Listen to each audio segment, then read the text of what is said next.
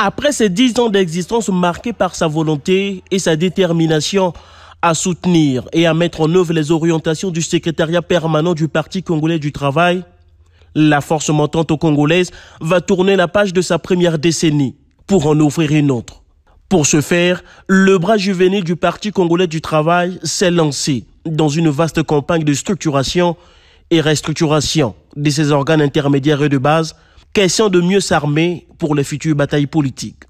Tout a commencé ici le 17 février 2024, un meeting populaire qui a signé le lancement en grande pompe de cette opération. Il nous faut à tout prix restructurer et structurer nos organes intermédiaires et de base pour enrichir avec panache, avec courage, le débat démocratique à travers nos valeurs sociodémocrates.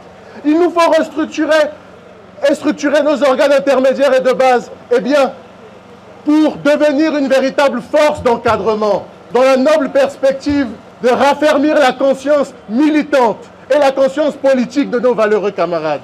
Il nous faut structurer et restructurer nos organes intermédiaires et de base pour être dans les rues, dans toutes les rues possibles, dans tous les quartiers, dans tous les arrondissements, dans tous les départements, sur toute l'étendue du territoire national, pour faire briller de la plus belle des manières qui soit la vision socio-politique du camarade président Denis Sassou Nguesso en matière de développement.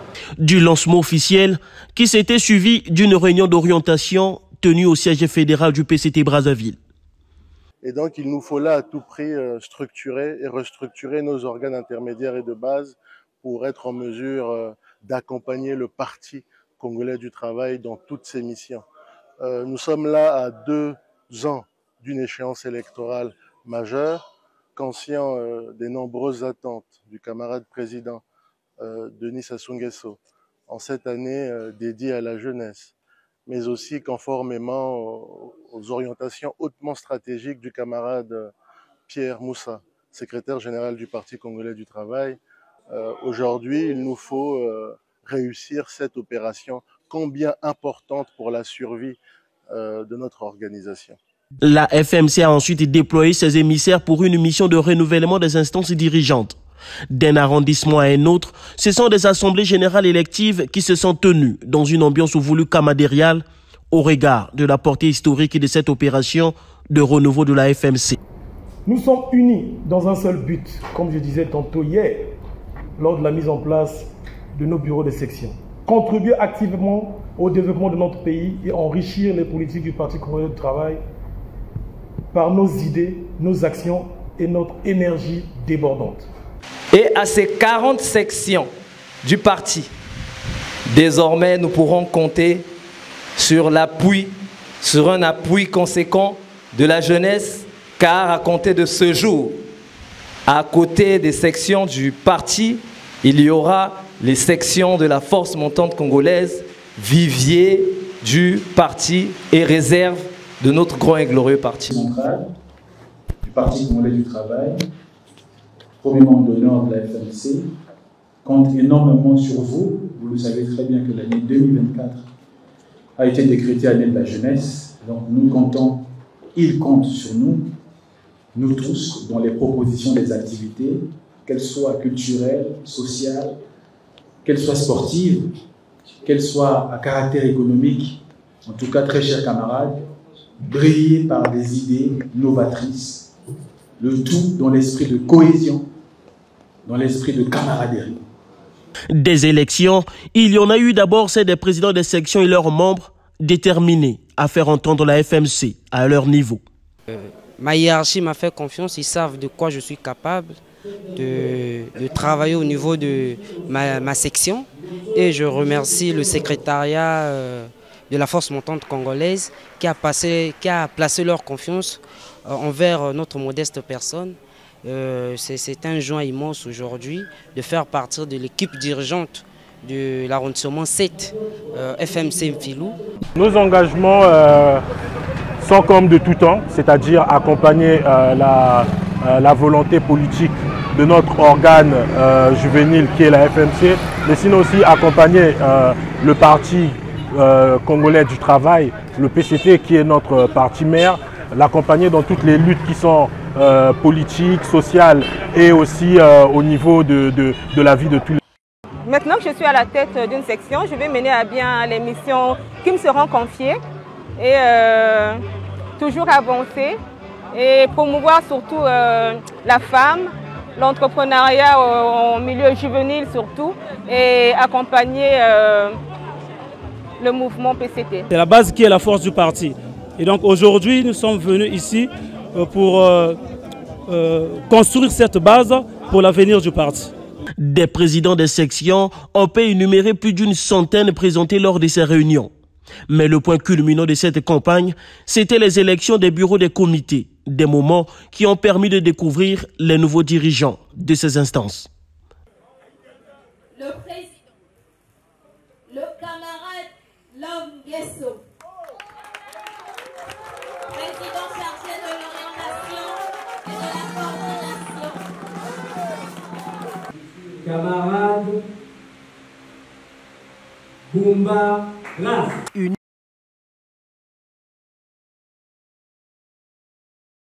Ce jour, nous aurons pour président, qui aura pour mission de conduire les destinées de notre comité d'arrondissement 4 Congali, le camarade Moufoma. De Fiston Ingani à Talangaï jusqu'à Lovengeso à Madibou, en passant par Normand Babidama à Bakongo et Den Koumouali Limbamou pour ne citer que ces quelques-uns, c'est au total 10 présidents de section qui ont été installés. Partout des hommes, sauf Amphilou ou Grace Mbumba, a pris la tête. Chacun de ces nouveaux leaders a promis œuvrer pour le bien de la force montante congolaise au niveau local. La lourde charge qui nous est la nôtre doit s'exécuter dans la discipline. Oui, la discipline, qui serait notre règle de conduite commune face aux exigences des cadres du parti que nous sommes. Si nous ne sommes pas unis, chers camarades, rassurez-vous que la mission que le parti vient de nous confier s'affritera sur nos starting blocks. La cohésion qui serait notre caractère à penser à chaque fois que nous allons parler du parti en particulier et le Congo en général. Nous devrons aller plus loin pour transformer notre organisation, pour la rendre plus proche, plus lisible, plus efficace, plus concrète, pour que les résultats de ce que nous décidons se manifestent dans la vie quotidienne des jeunes de Poto-Poto. Je m'engage à tout mettre en œuvre pour répondre à vos attentes. Je veux œuvrer avec vous, avec notre comité, pour faire avancer notre cause commune. Nous voici au seuil d'un mandat qui demande de notre part une solidarité agissante afin de réaliser tous les défis qui s'imposeront à nous. À ces nouveaux dirigeants des comités, des exhortations à l'esprit de l'unité embêtant ont été faites par les chefs des délégations. En même temps, je voudrais féliciter tous les camarades fraîchement élus et les souhaiter un bon vent dans leurs fonctions et aussi les exhorter à observer la discipline du parti, d'œuvrer dans le travail, dans l'unité, la cohésion et le respect. Cohésion et la discipline. Nous sommes un parti de discipline. Nous devons rester fidèles aux objectifs et valeurs qu'incarne la force montante congolaise,